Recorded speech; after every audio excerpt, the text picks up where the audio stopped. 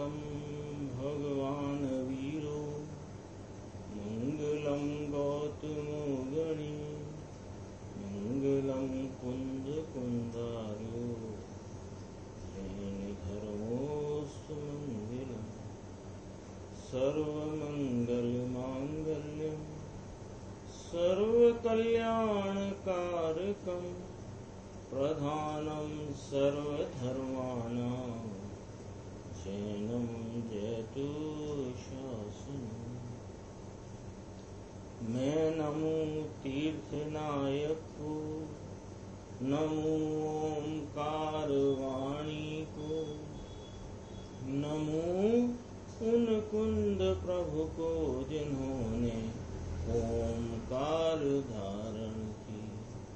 अहो उपकार जिनवर का, कुंद का दिव्य वाणी का, जिन कुंद ध्वनि दाता उन कहान स्वामी का। सर्वव्यापी चिद्रूप स्वरूपाय परात्मने सोपलब्धि प्रसिद्धाय ज्ञानानंदात्मने नमः। श्री प्रवचन सार जी परमागम ग्रंथ, इसके परिशिष्ट रूप से जो 47 नय की चर्चा आचार्य अमृतचंद्र स्वामी ने की है, उसमें अपना 35वां नय अनीश्वर नय चल रहा है। 35 नंबर का, इसके पहले 34 नंबर में अपन ने ईश्वर नय की चर्चा की थी कि यह आत्मा ईश्वर नय से परतंत्रता को भोगने वाला है, यानी उसमें भी इसकी ईश्वरता का ही धर्म है। कोई पर के कारण यह परतंत्रता होती है या परतंत्रता को भोगता है, ऐसा नहीं। और अनीश्वर नय में ये कहना है कि आत्मा का अन्य कोई ईश्वर नहीं है, ऐसा अनीश्वरपना भी आत्मा में है। अनीश्वरपना का यहाँ अर्थ है इसका कोई अन्य ईश्वर नहीं। जैसे सिंह होता है ना, जंगल का राजा, तो जंगल का राजा सिंह वह किसी के आदेश से नहीं चलता, वह स्वच्छंदता से, स्वतंत्रता से, स्वेच्छा से। इसमें उदाहरण लिया था, हिरण को स्वच्छंदता यानी स्वतंत्रता स्वेच्छा पूर्वक फाड़ कर खा जाने वाले सिंह की भांति। ये चर्चा इसमें ली थी। अपन अभी आगे देखते हैं। इसमें एक पैराग्राफ अपना हुआ था, आगे इसमें अब दूसरे पैराग्राफ की चर्चा अपन देखते हैं। पेज नंबर है 204 कि समय सार के परिशिष्ट में आत्मा की 47 शक्तियों का वर्णन किया है। वहां प्रभुत्व शक्ति का वर्णन करके आत्मा की प्रभुता बतलाई है, और इस प्रवचन सार के परिशिष्ट में 47 नयों से आत्मा का वर्णन किया है। तो यहाँ उसमें भी यह 47 नय के वर्णन में भी ये अनीश्वर नय से आत्मा की स्वतंत्रता का वर्णन करके उसकी प्रभुता बतलाई है। क्या प्रभुता? कि स्वतंत्रता से सुशोभित पना वह प्रभुता का लक्षण है। स्वतंत्रता से सुशोभित होना, सुशोभित पना, यह प्रभुता का लक्षण है। और यह आत्मा ऐसी प्रभुता संपन्न है कि अपने अतीन्द्रिय आनंद शांति को यह स्वतंत्रता से, स्वच्छंदता और इसमें शब्द आया देखो, स्वच्छंदता, स्वतंत्रता, स्वेच्छा से यह उसका उपभोग करे, ऐसा इस आत्मा में एक धर्म है। लेकिन अज्ञानी के अंतर में अपनी प्रभुता नहीं जमती, यानी अज्ञानी को अपने अंतर स्वरूप की प्रभुता का विश्वास नहीं आता। तो विश्वास नहीं आता स्वरूप की प्रभुता, अपनी स्वतंत्रता का, यानी कि मेरा अन्य कोई ईश्वर नहीं, ऐसा इसे विश्वास नहीं आता। इसलिए इसको पराश्रय की याचक बुद्धि दूर नहीं होती। बहुत गंभीर लाइन है। देखो, स्वतंत्रता से सुशोभित पना ये प्रभुता का लक्षण है और ये प्रभुता आत्मा का धर्म है। 47 शक्ति में प्रभुत्व शक्ति बताई, 47 नय में अनीश्वर नय से इस आत्मा का प्रभुता का धर्म बताया। तो कहते इसका अन्य कोई ईश्वर नहीं, ऐसा स्वतंत्रता से स्वेच्छा से सुशोभित पना इस आत्मा का के प्रभुता का लक्षण है।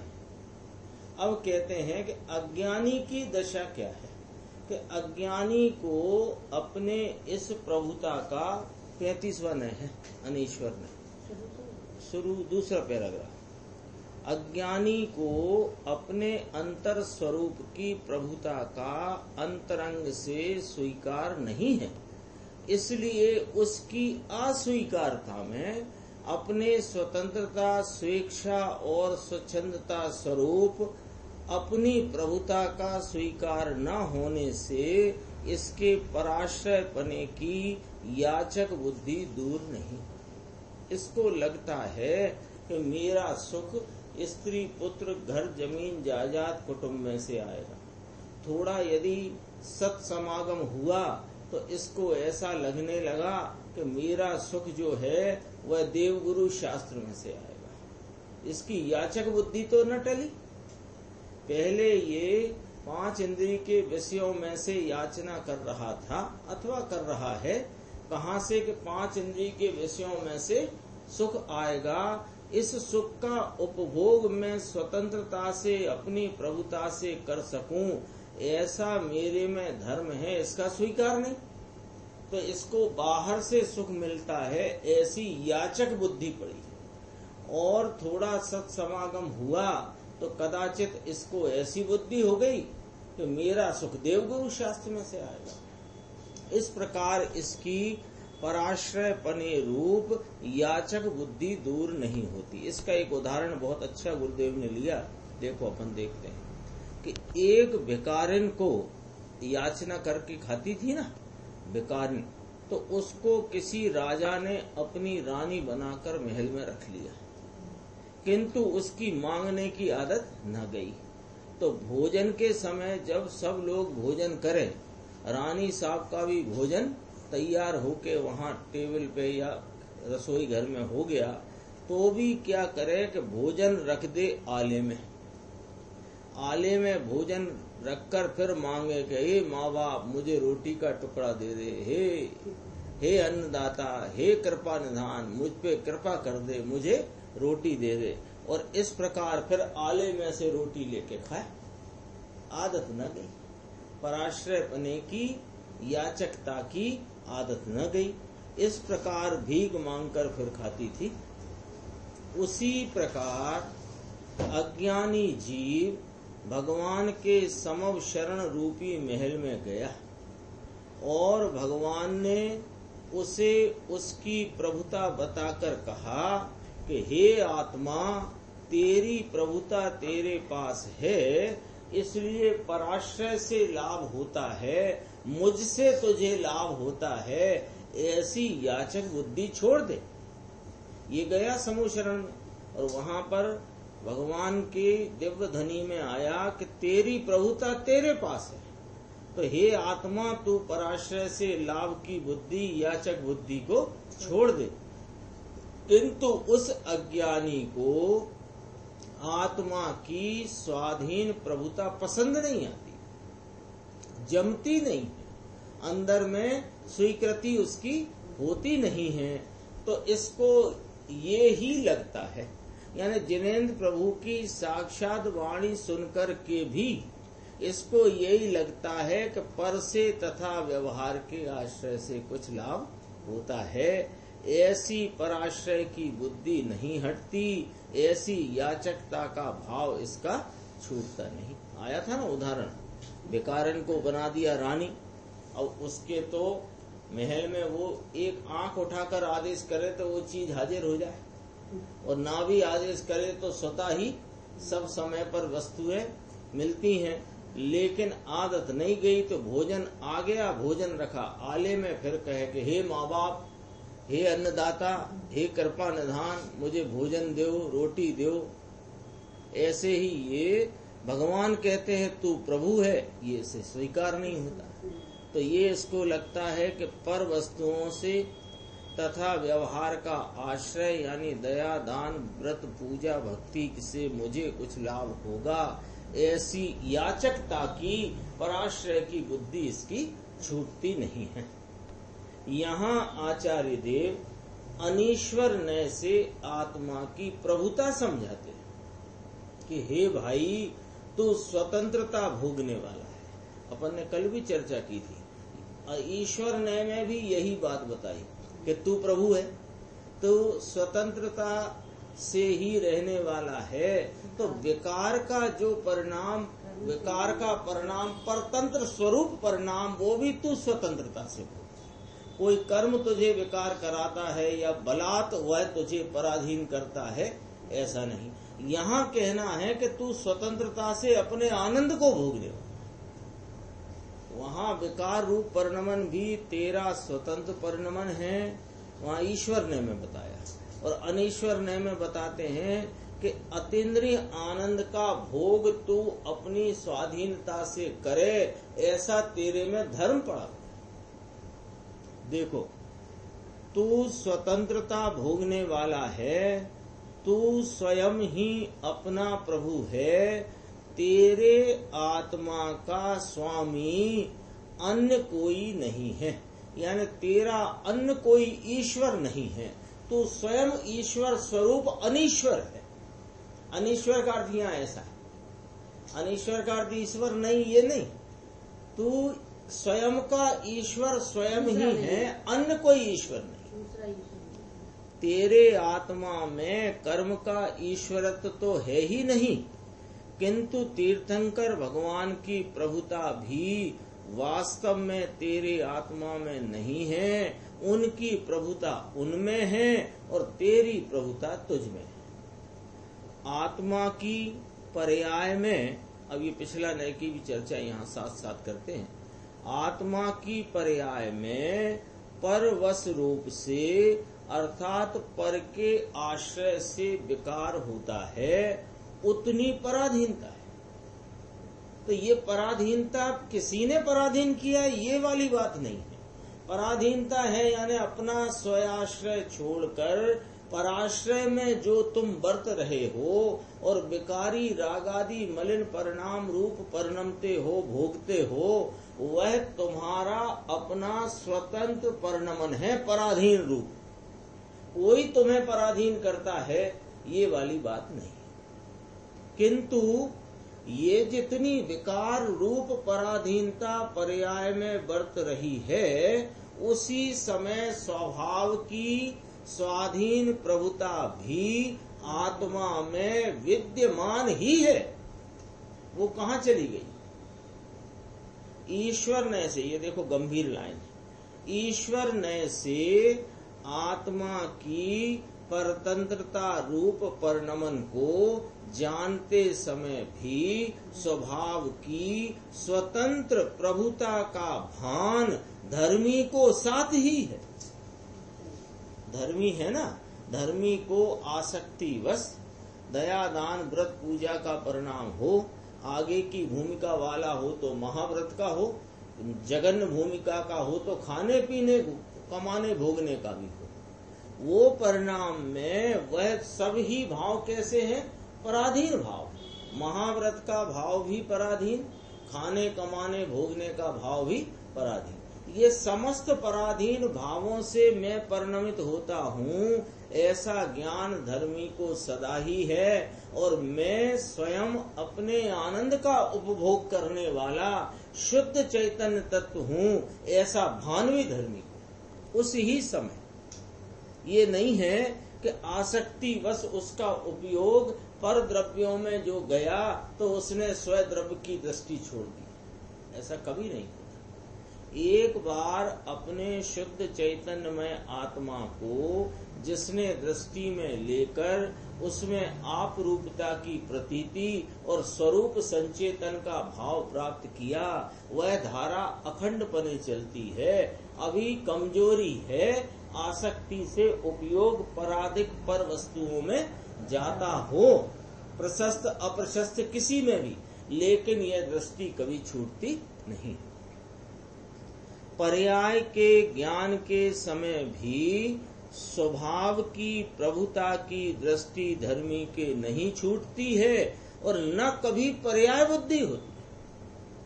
अज्ञानी स्वभाव की प्रभुता को जानता नहीं, इसलिए पर्याय को जानते हुए उसे अकेली पर्याय बुद्धि होती। कितना स्पष्ट विवरण है। अज्ञानी अपने स्वरूप की प्रभुता को नहीं जानता, नहीं मानता, नहीं है उसको अपनी पवित्रता का और शांति आनंद का अनुभव, तो वह पर्याय को जानते काल में उसकी बुद्धि पर्याय बुद्धि मात्र है, तो वह मिथ्या दृष्टि है। वह पूर्ण आत्मा को पर्याय जितना ही मानता है। देखो पर्याय बुद्धि का अर्थ यहाँ आ गया ना, कि पर्याय होना पर्याय बुद्धि नहीं है और पर्याय पर लक्ष्य होना भी पर्याय बुद्धि नहीं है। उपयोग का लक्ष्य पर्याय पर जाता है, वो पर्याय बुद्धि नहीं है। पर्याय हो रही है, वो पर्याय बुद्धि नहीं है। पर्याय को जानना पर्याय बुद्धि नहीं है। पर्याय जितना ही मैं हूँ इतना मानना, ये पर्याय। इसलिए उसके नए या प्रमाण नहीं होते, न उसके नए होते हैं न उसके पास प्रमाण है। देखो अभी दो धर्म आए ना, इसकी चर्चा। एक आत्मा में स्वाधीनता रूप धर्म बताया, कैसा कि जैसे सिंह हिरण को फाड़ करके स्वच्छंदता से उसको खा जाता है, और दूसरे में पराधीनता रूप धर्म बताया कि ये जीव ऐसे विकार रूप परिणमन करता है, जैसे कि राहगीर का बालक धाय माता के यहाँ परतंत्रता से दूध का सेवन करता है। तो ये जीव जितने विकार रूपी भाव को से परिणमता है, उसका वेदन करता है, ये पराधीन भाव है, क्योंकि इसने अपने शुद्ध चैतन्य स्वरूप आत्मा की गोद को छोड़ दिया है। जैसे बालक अपने माता की गोद को छोड़कर अन्य गांव जाता हो, तो उसका पिता या भाई जो भी हो वह उसको धाय माता के यहाँ दूध पिलाता है, तो वह दूध पीने का काम पराधीन है। ऐसे रागादि विकार रूप परिणमन इसका पराधीन भाव है। तो जैसे वह बालक स्वयं से ही पराधीन हुआ, ऐसे ही यह आत्मा स्वयं से ही पराश्रय में वर्तता हुआ पराधीन होता है। तो कहते हैं एक ही आत्मा में स्वाधीनता रूप धर्म बताया और पराधीनता रूप धर्म दूसरे में बताया। ऐसे यह धर्म अलग अलग आत्माओं के नहीं है। कोई तो पराधीन हुआ पड़ा है और कोई स्वाधीन हुआ पड़ा है, ऐसे नहीं। जिसने अपने पराधीन धर्म की या स्वाधीन धर्म की यानी पराधीन परिणमन की और स्वाधीनता की प्रभुता की जिसको प्रतीति है, वह उसको मालूम है कि पराधीन परिणमन के काल में भी मेरी स्वाधीनता रूपी प्रभुता का कोई नुकसान नहीं हुआ है। किंतु एक ही आत्मा में यह सब धर्म विद्यमान है। ईश्वर न से देखो या कि प्रमाण ज्ञान से। ये दो प्रकार क्यों कहे? प्रमाण को तो जानता है तब उसके नय है। अब ईश्वर न की मुखता से देखे, अनीश्वर न की मुखता से देखे, लेकिन देखता किसको है? ईश्वर न के धर्म मात्र को नहीं, ऐसे धर्म सहित अनंत धर्मों को धारण करने वाले धर्मी के ऊपर दृष्टि, तब वो नए चलते। किंतु अंतरंग दृष्टि में आत्मा शुद्ध चैतन्य स्वरूप ही दिखाई देता है। अपन ने देखो 36-35वां नय आ गया। ये पहले नय से चर्चा चलती चलती हर नय से आचार्य भगवान हमें ले जाना कहाँ चाह रहे? एक शुद्ध चैतन्य स्वरूप आत्मा की दृष्टि कराने का ही प्रयोजन है। ईश्वर नय से पराधीन पर्याय को जानते समय भी धर्मी की दृष्टि में ये और देखना, उस पराधीनता की प्रधानता नहीं हो जाती, किंतु उसकी दृष्टि में तो शुद्ध चैतन्य स्वरूप से ही आत्मा प्रकाशित होता है, मुख्यपने प्रकाशित होता है। आत्मा के अनंत धर्म हैं, किंतु आत्मा तो एक ही है। ऐसे आत्मा को प्रमाण द्वारा देखो, तथापि अंतरंग में तो शुद्ध चैतन्य मात्र दिखाई देता है। ये देखो उदाहरण की चर्चा ली यहाँ पर। जिस प्रकार वन का राजा सिंह हिरण को अपनी इच्छा अनुसार स्वेच्छा से फाड़ कर खा रहा हो, तो वहां उसे कौन रोकने वाला है। ये उदाहरण की गंभीरता क्या है वो अपनी समझ में आए ना, तो वो सिद्धांत की बात सामने आएगी। उसी प्रकार चैतन्य राजा भगवान आत्मा अपनी शक्ति के पुरुषार्थ से अपने अंतर स्वरूप में एकाग्र होकर के अपने आनंद का उपभोग करता है। वहाँ वह स्वतंत्र रूप से आनंद का उपभोक्ता है, उसे कोई रोक नहीं सकता। अभी तो कर्म का उदय भारी है, अभी तो मात्र उपशम या क्षयोपशम ही हुआ है। दर्शन मोहिनी का, चारित्र मोहिनी का पहाड़ तो खड़ा है, कोई पहाड़ नहीं खड़ा। वह जितना अपने स्वरूप की एकाग्रता करता है उतना आनंद वह स्वतंत्रता से भोगता है, उसे कोई रोकने वाला नहीं। जैसे सिंह हिरण खाता हो ना फाड़ कर, तो कोई हिरण का परिवार आकर उसे हटा देगा वहां से, या कोई अन्य पशु आकर के उसके इस कार्य में व्यवधान डालेगा कि ना, राजा सिंह है जो, उसे कोई उस बात की कोई रोके, ऐसी कोई बात वहां है नहीं। देखो, कर्मों के अधीन होकर आत्मा परिभ्रमण करता है, इसका अर्थ समझ लेना। देखो इन्वर्टेड कोमा में लिखा है, कर्म उसमें भी होगा, इन्वर्टेड कोमा नहीं होगा। कर्म के अधीन होकर आत्मा परिभ्रमण करता है, इसका अर्थ समझ लो, फिर अपन आगे चलो।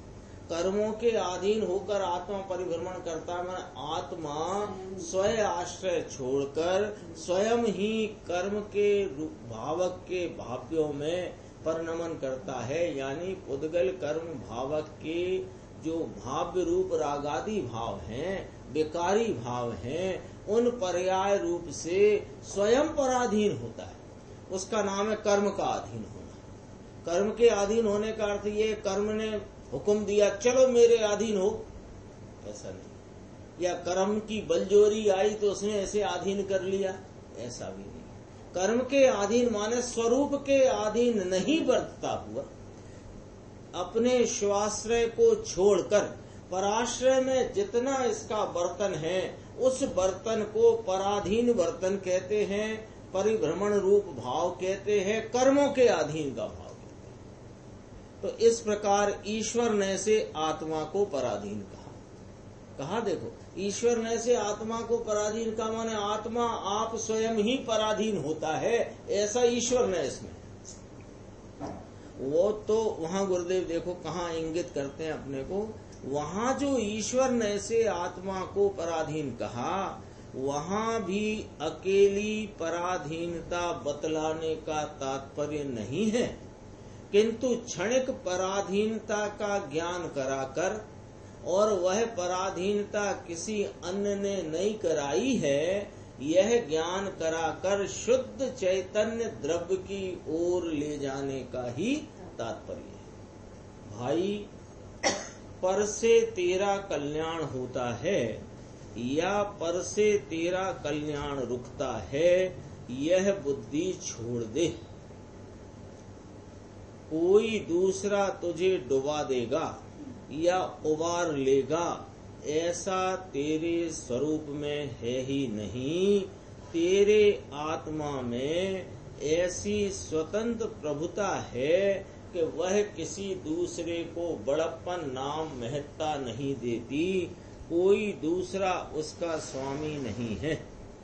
अपने सम्यक दर्शन ज्ञान चारित्र रूप जो शुद्ध कार्य है, उसके कारण रूप स्वयं ही कारण परमात्मा है, अन्य कोई इसका कारण नहीं है।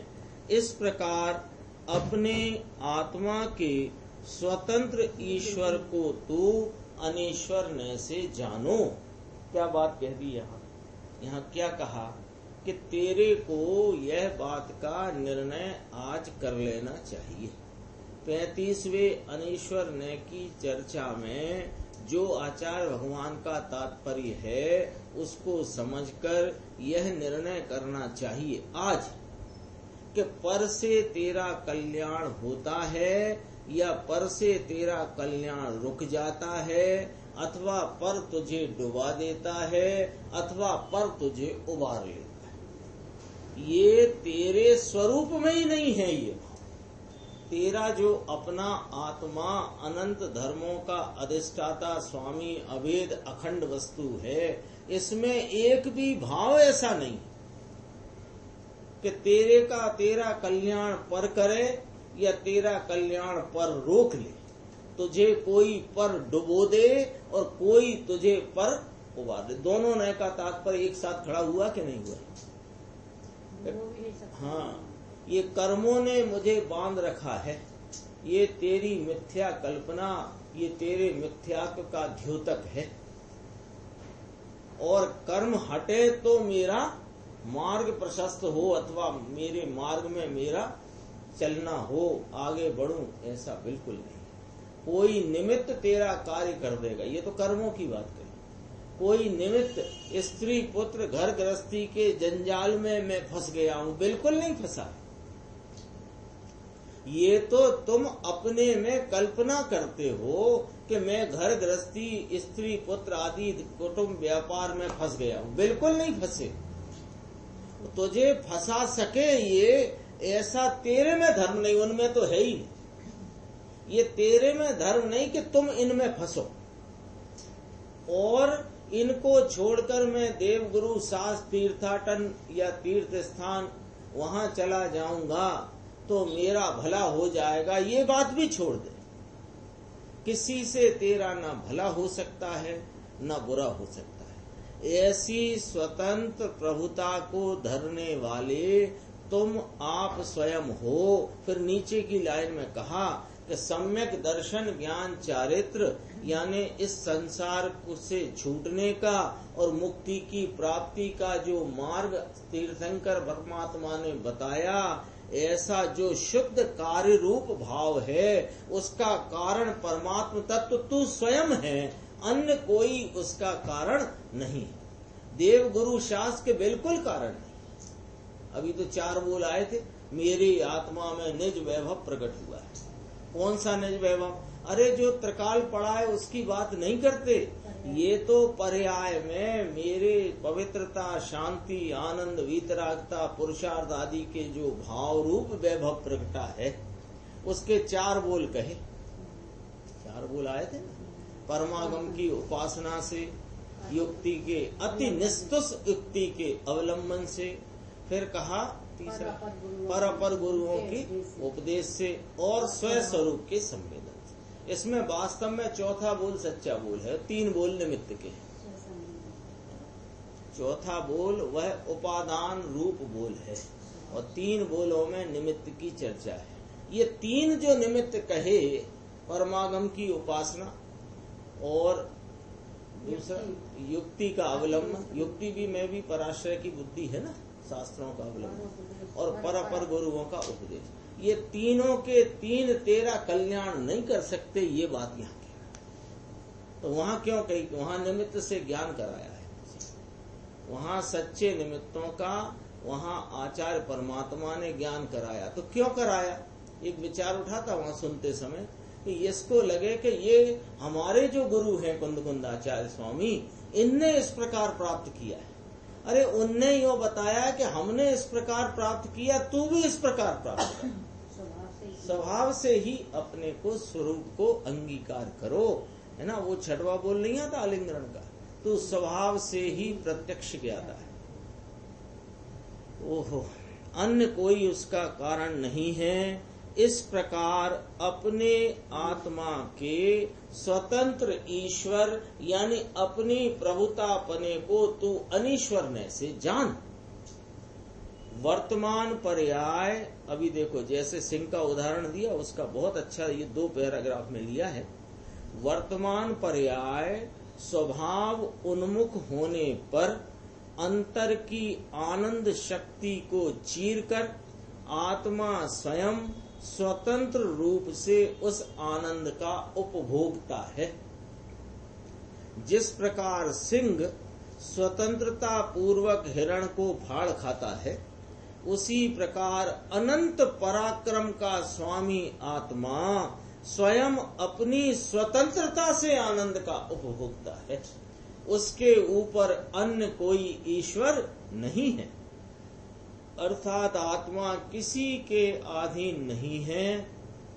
आनंद के स्वाधीन उपभोग में, अंतिम लाइन पैराग्राफ की, आनंद के स्वाधीन उपभोग में आत्मा को विघ्न करने वाला ब्रह्मांड में कोई नहीं।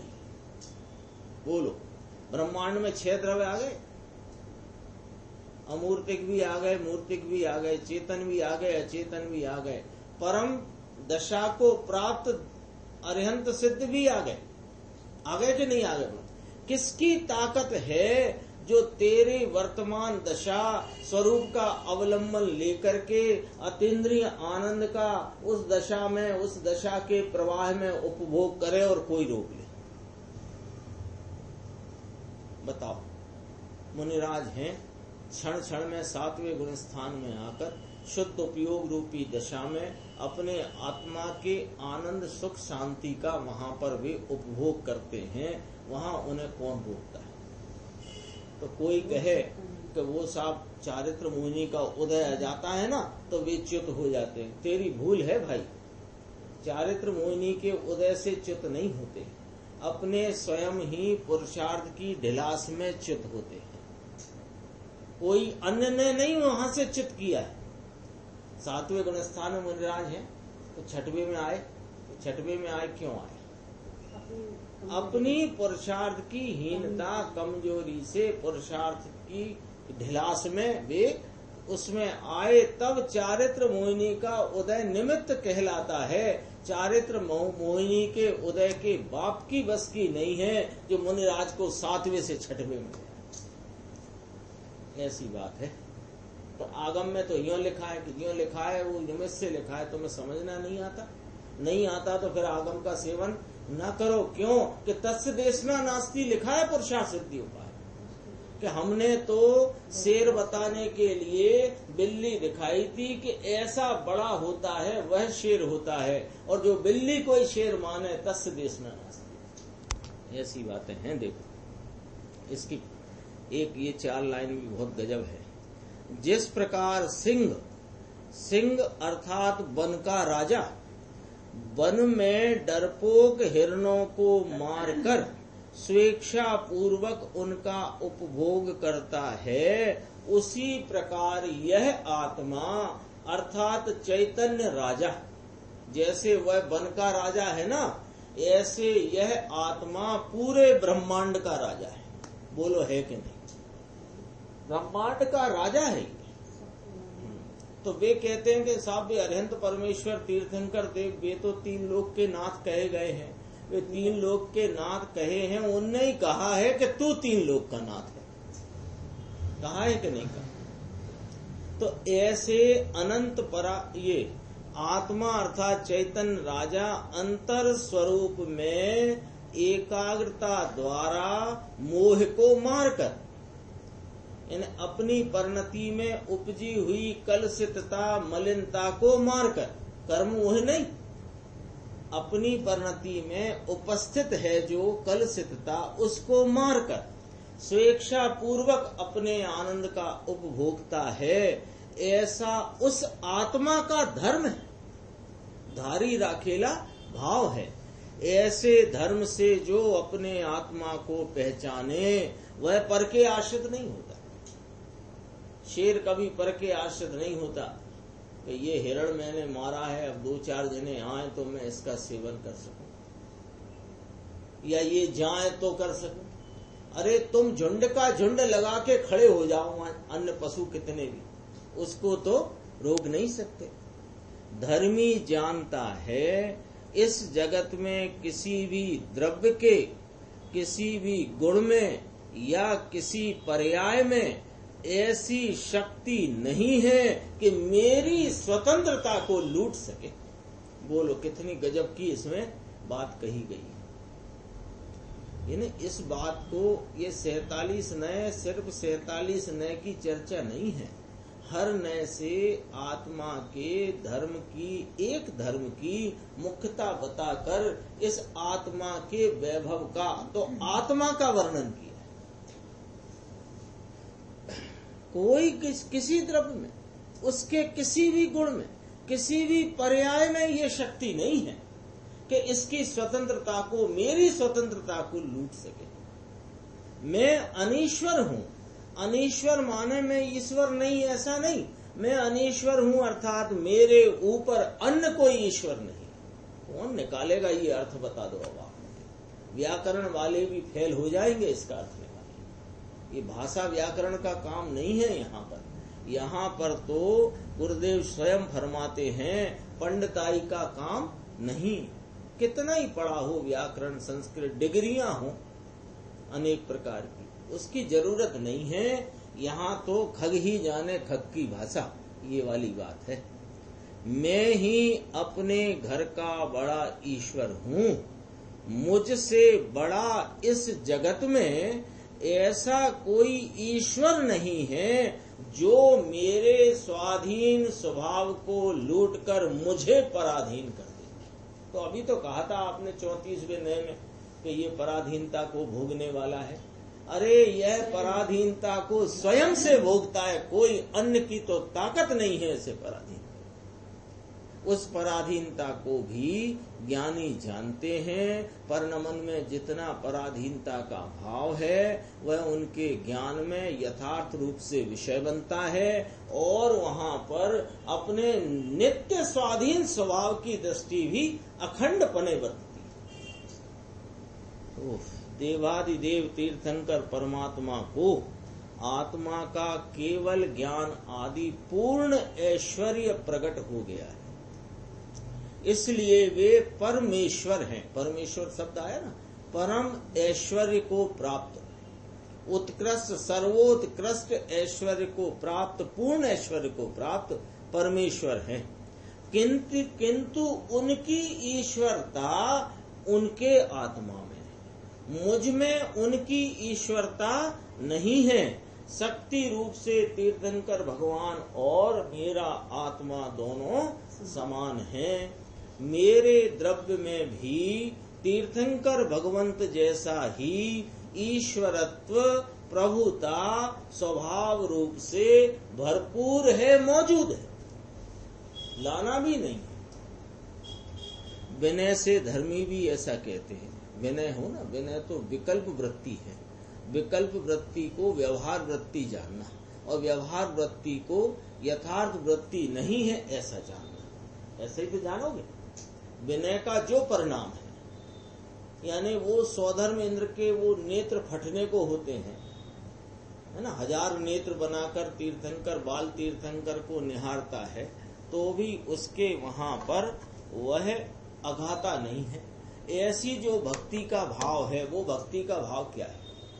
ऐसी भक्ति का भाव, विनय का भाव, भक्ति का भाव, उसको वह धर्मी जानते हैं कि यह पराधीनता का भाव है। तो कहते हैं कि विनय से धर्मी ऐसा भी कहते हैं प्रभु के अहो तीर्थंकर परमात्मा हमारे नाथ हैं, हमें तीर्थंकर भगवान का आश्रय है, इसलिए हमारे क्या चिंता है ना। कहे वे, मैंने तेरे ही भरोसे आदिनाथ सागर में नैया डाल दी, तुम ही कृपा निधान, तुम ही करुणा सागर, तुम ही मेरे नाविक हो जो मुझे तैरा करके पार करा दोगे, ऐसा कहे। किंतु उस ही समय अंतर में भान बरत रहा है कि परमार्थ से हमारा भगवान तो हमारा आत्मा ही है। वास्तव में हमारा आत्मा स्वयं ही हमारा स्वामी है। इस प्रकार निश्चय अनुपचार स्वरूप के भान सहित। देखो आ गई ना बात। विनय क्या था? वो व्यवहार का भाव, उसमें भी उपचार का भाव है, और व्यवहार जितना है वो अयथार्थ भाव है। वो ऐसे अयथार्थ भाव में वर्तते ज्ञानी को, धर्मी को निश्चय अनुपचार स्वरूप के भान सहित भगवान को रक्षक कहना, तारणहारा कहना, यह सब उपचार कथन है। बोलो, अभी तो भक्ति करने का जो सिस्टम है वो ही समझ में नहीं। भक्ति क्या है? भक्ति कहते हैं वह उपचार कथन है। हे वीतराग चैतन्य मूर्ति आत्मा, मैंने अंतर दृष्टि से तुझे देखा और अपना स्वामी स्वीकार किया। किसको? यह मेरा चैतन्य मूर्ति आत्मा, महान रक्षक। ऐसे निज चैतन्य परमेश्वर को, निज चैतन्य परमेश्वर को दृष्टि में धारण किया तो वहां मेरा दुख और दुर्भाग्य दूर हो, और आत्मा की आनंद संपदा से मेरी भेंट हुई। ऐसी दृष्टि पूर्वक व्यवहार विनय के विकल्प के समय भगवान को रक्षक कहे तो वहां ईश्वर न लागू होता। क्यों? कि स्वयं स्वाश्रय को छोड़कर पराश्रय, पराधीन भाव को प्राप्त हुआ है। किंतु एक द्रव्य दूसरे द्रव्य का स्वामी है, ऐसा यदि मानेगा तो इसको द्रव्य की स्वतंत्रता का भान नहीं रहता। अरे वहां तो एकांत हो जाता है, और ऐसे एकांती को न भी लागू नहीं होता। यहाँ तो कहते हैं आत्मा के द्रव्य, गुण और पर्याय तीनों स्वतंत्र हैं। ऐसी स्वाधीनता की प्रतीति करके शुद्ध चैतन्य द्रव्य का अनुभव करना सर्वनयों का फल है। सर्वनयों का माने सर्वनयों से जानने का जो फल है वह क्या है? कि आत्मा द्रव्य से स्वतंत्र, गुण से स्वतंत्र, पर्याय से स्वतंत्र। इसका कोई गुण किसी अन्य के आश्रय नहीं है। यह मेरे चैतन्य वस्तु के आश्रय से ही मेरे अनंत गुण रहे, और उन गुणों की जो एक एक समय में होती हुई व्यक्त अवस्थाएं, भले वे हीना दिखता रूप हों, विकारी निर्विकारी हों, वे सब अवस्थाएं, व्यक्तताएं वे भी स्वतंत्र हैं। ऐसा जिसने अपने द्रव्य गुण पर्याय स्वरूपता की स्वतंत्रता की प्रतीति करी है और शुद्ध चैतन्य द्रव्य का अनुभव किया है, उसको ही ये सर्वनय फलित हुए। ये भगवान की वाणी उसको फलित हुई है।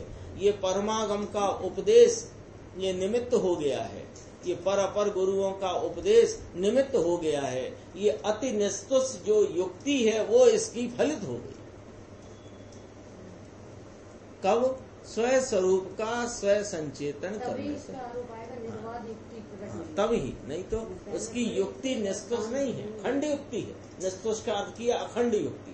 वो खंड युक्ति है जब तक तेरे स्वरूप का संवेदन। फिर लिया देखो, जिस प्रकार जंगल में हिरण को फाड़ खाने वाला सिंह किसी के अधीन नहीं है, उसी प्रकार स्वभाव उन्मुख होकर अतीन्द्रिय आनंद का उपभोग करने वाला आत्मा किसी के अधीन नहीं। अरे काल के अधीन नहीं है, कर्मों के अधीन नहीं है, निमित्तों के अधीन नहीं, किंतु स्वाधीन रूप से अपने शुद्ध भाव का उपभोग करने वाला है। इस प्रकार अनीश्वर न से आत्मा स्वयं ही अपना नाथ है, अन्य कोई उसका स्वामी नहीं। यहाँ क्या लाइन आई देखना, इसकी चर्चा आगे आने वाली है कि अनीश्वर न से अपन शुरू से समझते आ रहे हैं ना। अनीश्वर न माने इस आत्मा में एक ऐसा धर्म मौजूद है, विद्यमान है कि इसका ईश्वर यह आप ही है, अन्य कोई इसका ईश्वर नहीं है। उसका अर्थ निकला कि इसका अपना ही यह स्वयं का स्वामी नाथ स्वयं है, अन्य कोई इसका स्वामी या कि नाथ नहीं। ये चर्चा आई ना, तो उसका कोई अन्य स्वामी नहीं, इसमें प्रश्न आ गया। उसमें है प्रश्न, स्त्री का स्वामी तो उसका पति होता है, तो इसलिए उसे ये बात कैसे लागू करोगे आप? ये प्रश्न प्रश्न स्थूल है, लेकिन इसकी खुलासा बारीक है। प्रश्नकार ने तो प्रश्न कर दिया सभा में, उसने सभा में 1951 के प्रवचन है, 51 के, आज से 70 साल पुराने। तब सभा में श्रोता ने प्रश्न कर दिया कि महाराज, हमने तो लौकिक में यही सुना है कि स्त्री का स्वामी कौन है? कि उसका पति। उसको ही वह नाथ कहती है, स्वामी कहती है, अन्नदाता कहती है। राजस्थान में अभी भी अन्नदाता कहते हैं पति को। तो ऐसा उसको कैसे लागू पड़ेगी ये बात कि इसका कोई अन्य स्वामी नहीं? तो कहते हैं, यहाँ देखो, उत्तर देखना गुरुदेव का। अरे भाई, सभी आत्माओं को यह बात लागू होती है क्या कि प्रत्येक आत्मा अपना स्वामी है, अपना उसका नाथ वह स्वयं ही है। स्वभाव से समस्त आत्मा स्वाधीन चैतन्य मूर्ति है। स्त्री और पुरुष तो मात्र शरीर हैं, किंतु स्त्री शरीर में विद्यमान आत्मा भी अपने स्वभाव का ऐसा ही भान कर सकता है कि अनीश्वर न से मैं स्वाधीन हूँ, मेरा कोई स्वामी नहीं। एक छेड़ाला के प्रवचन में आई थी चर्चा, 2-4 बार हमने याद भी करी, वो आज फिर करते हैं। वहाँ कहते हैं, वो जो चर्चा है ना, चरित मोह बस लेस न संयम पैस और नाथ जजे हैं, तब गुरुदेव श्री फरमाते हैं वहाँ पर छेड़ाला के प्रवचन में, 8 वर्ष की बालिका हो और उसने अपने चैतन्य प्रभु भगवान की स्वीकारता करके उसकी स्वरूप संचेतना द्वारा उसकी प्रतीति करी है, वो कहती है कि मेरा कोई स्वामी नहीं। 18-19 वर्ष की होए सयानी, तब वो शादी करे, तो शादी करे तो उसका जो पति है लौकिक में उसका स्वामी कहलाता हो भले, लेकिन उसमें शब्द है, वो ही बोलूंगा मैं, हराम के उसको उसमें स्वामी बना। शब्द लिया गुरुदेव, हराम है कि उसको वह पति में स्वामी बना, किंचित एक क्षण को मान ले, ऐसा लिया। नहीं, इस संबंध में चर्चा आई है, चरित्र उसमें चर्चा यूं आई है कि वो छेड़ाला का पद है कि नहीं, वो तो याद है सबको, चरित मोह बस लेस न संयम पैस और नाच जजे। कहते हैं कि घर में खाने को है नहीं, ऊपर छप्पर का घर है, कचरा टपकता है, भंगी की लड़की है और उसको हो गया है सम्यक दर्शन, स्वरूप का भान, तो उसको स्वरनाथ जजे है। ये वाली चर्चा है। उसी में पूरा प्रकरण आया, तो उसमें फिर गुरुदेव फरमाते हैं कि ऐसी बालिका ने सबसे स्वामीपना छोड़कर अपने स्वरूप से स्वामीपना लिया है, स्वामीपना अंगीकार किया है, और वही बालिका 18-19 वर्ष में लगन करे तो हराम है कि पति को स्वामी माने, ऐसा लिया। लौकिक में मानती है, लौकिक में हराम है कि अन्य को माने, ये वाली बात है।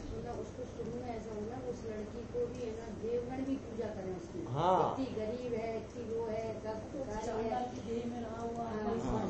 वही कहना, वहाँ उसकी चर्चा लंबी करी, तो उस चर्चा में ये बात आई, वो तो याद है मुझे, उसमें ऐसा ही प्रवचन में आया। देखो, अनीश्वर नय से, वो तो ये चर्चा इसलिए याद आई कि स्त्री का स्वामी उसका पति होता है, ये प्रश्न किया ना, उस पे गुरुदेव जवाब दे रहे हैं। अनीश्वर नय से मैं स्वाधीन हूँ, मेरा कोई स्वामी नहीं है। राग होता है इसलिए निमित्त से दूसरे को स्वामी कहा जाता है, किंतु उस समय भी अंतर की दृष्टि में तो निरंतर प्रतीति वर्तती है कि मैं स्वयं चैतन्य परमेश्वर हूँ, मेरे आत्मा के सिवा अन्य कोई मेरा ईश्वर या स्वामी नहीं है। लो यहाँ भी आई बात, यहाँ राजकुमारी के नाम से आई, वहाँ वो उसकी लड़की, गरीब लड़की की तरफ से। देखो, अरे 8 वर्ष की राजकुमारी को सम्यक दर्शन होने पर वह भी ऐसा जानती है कि मैं स्त्री नहीं हूँ, मैं शुद्ध चैतन्य मूर्ति आत्मा हूँ और मेरी प्रभुता मुझ में है। बाह्य में दूसरा कोई मेरे आत्मा का स्वामी नहीं। सम्यक दृष्टि, उस सम्यक दृष्टि बालिका को अपने शुद्ध चैतन्य परमेश्वर का भान होने पर भी वह विवाह कराती है और पति को स्वामी कहकर बुलाती है, लेकिन तथापि अपने आत्मा के ईश्वरत्व का भान उसके अंतर से दूर नहीं होता। अपने को स्वामी पना मानने का, यानी अन्य कोई मेरा स्वामी नहीं, ऐसा हम तो ऐसा ही बड़ा है कि मेरी आत्मा का ये श्रद्धा। तो अभी कहा ना गुरुदेव ने, बोले इतना कहा कि राग होता है इसलिए निमित्त से दूसरे को स्वामी कहने का व्यवहार है उस राग के पराधीनता में, लेकिन अपनी स्वाधीनता से मैं रहा हुआ हूँ, मेरा स्वामी मेरा प्रभु मैं आप हूँ, ऐसा उसके अनीश्वर नय का भी श्रद्धान बराबर चलता है। अज्ञानी इसीलिए तो विचलित हो जाता है कि वो स्वामी पूरा अपने पति को ही माने बैठे। इसलिए और लेखो, सेठ क्या भी लिया, कोई सेठ मिथ्या दृष्टि हो, नौकर सम्यक्ति हो, अथवा राजा मिथ्या दृष्टि हो, मंत्री सम्यक दृष्टि हो, तो वहाँ सेठ या राजा से वह सम्यक दृष्टि ऐसा भी कहता है, आप हमारे स्वामी हो। उस जाति का राग उस प्रकार की स्वतः से होने वाली पराधीनता की बात है। पर्याय में राग होने से इतनी पराधीनता का बर्ताव धर्मी जानता है, किंतु उसी समय अंतर्दृष्टि में आत्मा की स्वाधीन प्रभुता का भी भान बरतता है। ईश्वर नय के समय अनीश्वर नय की अपेक्षा भी साथ ही है। अपने द्रव्य स्वभाव की त्रैकालिक ईश्वरता को चूके बिना पर्याय की पराधीनता, जितना ईश्वरत्व यानी जितना वहाँ पर राग है उतना पर को पराश्रयपना है, वहाँ ईश्वर नय सच्चा। क्या ईश्वर नय? पर के कारण पर का आश्रय नहीं, किंतु अपने स्वभाव के ईश्वरत्व को भूलकर माने उतने समय आश्रय छोड़ा हुआ होने से मात्र पर को ईश्वरता ही, ये तो मिथ्या दृष्टि का लिया कि स्वभाव का ईश्वरत्व को भूला हुआ है तो मात्र पर को ही ईश्वरता देता है, उसके ईश्वर ने भी सच्चा नहीं, वह तो पर्याय में ही मूढ़ होने से मिथ्या दृष्टि है। स्वभाव की ईश्वरता को चूक कर जिसने पर को ईश्वरत्व दिया उसे स्वभाव उन्मुख होना तो रहा ही नहीं। प्रारंभ में आचार्य देव ने कहा था, परिशिष्ट के प्रारंभ में, कि शुद्ध ज्ञान प्रमाण से स्वानुभव द्वारा आत्मा ज्ञात होता है। इस प्रकार जो आत्मा को जाने उसी के सम्यक नय होते हैं, क्योंकि नय तो शुद्ध ज्ञान प्रमाण का अंश है। धर्मी वस्तु के ज्ञान बिना, यह चैतन्य परमात्मा धर्मी इस वस्तु के ज्ञान बिना उसके धर्म का सच्चा ज्ञान नहीं हो सकता। अंत में भी आचार्य देव कहेंगे कि स्याद वाद अनुसार नय से जाने या प्रमाण से जाने, तथापि जीव अंतर में अपने आत्मा को शुद्ध चैतन्य मात्र देखता ही है। तलस लेंगे ये, अंतर्मुख दृष्टि करके जिसने अपने शुद्ध चैतन्य स्वरूप आत्मा का अनुभव किया उसने ईश्वर का साक्षात्कार किया है। अपना शुद्ध आत्मा ही चैतन्य परमेश्वर है।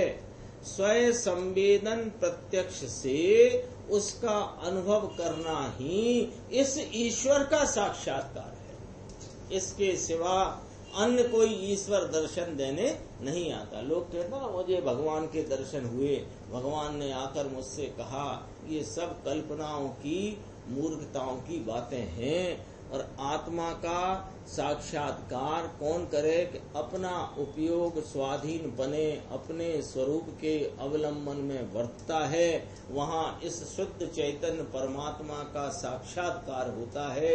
यही ईश्वर का साक्षात्कार है। क्यों कि आप ही ईश्वर हैं। इस समय महाविदेह क्षेत्र में सीमंदर परमात्मा साक्षात विराजमान है। उनके समव शरण की सभा में गणधर और संत मुनि आदि विराजमान हैं। वहाँ गणधर देव भी भक्ति पूर्वक भगवान से ऐसा कहते हैं कि हे नाथ, हे प्रभु, आप हमारे तीर्थपति हो, चारों तीर्थ के आप नायक हैं, आप ही हमारे ईश्वर हैं। उस समय उनके अंतर में शुद्ध चैतन्य स्वभाव पर ही दृष्टि है। गणधर परमात्मा हैं, संत हैं, मुनिराज विराजमान हैं, और भी धर्मी साधक जीव वहाँ विराजमान हैं। वे कहें ऐसा, लेकिन अंतर में शुद्ध चैतन्य स्वभाव पर ही दृष्टि है। मैं तो अनंत धर्म का पिंड, शुद्ध चैतन्य मात्र आत्मा हूँ। मेरा आत्मा स्वाधीन है, उसका कोई नाथ नहीं है ना। ये दृष्टि में क्या वर्त रहा है कि आप मेरे नाथ नहीं हो, मेरा नाथ स्वामी मैं ईश्वर स्वयं आप ही हूँ। ऐसा अंतर्भान ईश्वर न के समय यानी जितनी पराश्रय पने में है उस काल में भी इस धर्मात्मा को सदैव वर्तता है। इसकी भी अच्छी व्याख्या देखो तो अंतिम पैराग्राफ है, समय भी हो रहा है, पूरा करते हैं। जो प्राप्त हो चुका है उसकी रक्षा करे, और जो अप्राप्य है उसकी प्राप्ति करा दे। इस प्रकार योग्य क्षेम का करता हो उसे नाथ कहा जाता है। ये परिभाषा है नाथ की। क्या परिभाषा है? जो प्राप्त हुआ है उसकी रक्षा करे, जो अप्राप्य है उसको प्राप्त कराए, और इस प्रकार योग्य क्षेम का करता, यानी जो जरूरी है उसे योग्य को उपलब्ध कराए, और जो प्राप्त है उसकी क्षेम माने उसकी रक्षा करे। इस प्रकार योग्य क्षेम का करता उसे नाथ कहा जाता है। यही तो है नाथ की परिभाषा, है ना। पत्नी का पति नाथ क्यों है? इसलिए कि पत्नी को जो प्राप्त है उसकी रक्षा करता है, और जो प्राप्त नहीं है उसकी प्राप्ति कराता है। इस प्रकार वह पति पत्नी का नाथ कहलाता है। उस पे से अब अपने को यहाँ घटाना है कि आत्मा अपने स्वयं आश्रय से प्राप्त हुए सम्यक दर्शन ज्ञान आदि की स्वभाव दृष्टि से स्वयं ही रक्षा करता है। कौन इसकी रक्षा करे? चौथे गुण स्थान में आया है, उसमें स्वाश्रय से जितना सम्यक मोक्ष मार्ग रत्नत्रय का भाव प्रगटा है उसकी रक्षा कौन करता है? स्वयं करता है। और जो अप्राप्य माने ऐसे सम्यक चारित्र वीतरागता और केवल ज्ञान आदि हैं, यानी अभी चारित्र की जितनी अप्राप्ति है और पूर्ण चारित्र की अप्राप्ति है, उसकी स्वयं ही अंतर स्वभाव में एकाग्र होकर प्राप्त करता है। तो कौन स्वामी हुआ इसका? आप ही स्वामी। इस प्रकार आत्मा स्वयं ही अपने योग्य क्षेम का करता है, इसलिए वह स्वयं ही अपना नाथ है। भक्ति के कारण तीर्थंकर भगवान के आत्मा को नाथ कहना वह विनय के निमित्त से कथन है। स्यादवाद अनुसार चाहे जिस नय का कथन हो उसमें कोई विरोध नहीं आता है। गणधर परमात्मा हमसे कहें कि तू तेरा स्वामी है, और फिर थोड़ी देर बाद अरिहंत परमात्मा से कहो आप मेरे स्वामी हो, तो भगवान ये क्या है? दोनों सही बात। चाहे जिस नय से या प्रमाण से देखने पर स्यादवादी धर्मात्मा को अपना आत्मा शुद्ध चैतन्य मात्र स्वरूप ही दिखाई देता है। अंतर्दृष्टि करके जो ऐसे आत्मा को देखता है उसी ने आत्मा को पहचाना, ऐसा कहा जाएगा। इस प्रकार 35वें अनीश्वर नय से आत्मा का वर्णन पूरा हुआ। समय भी अपना हो चुका है, आगे चलते चले। निज निधि निज में बताई, यह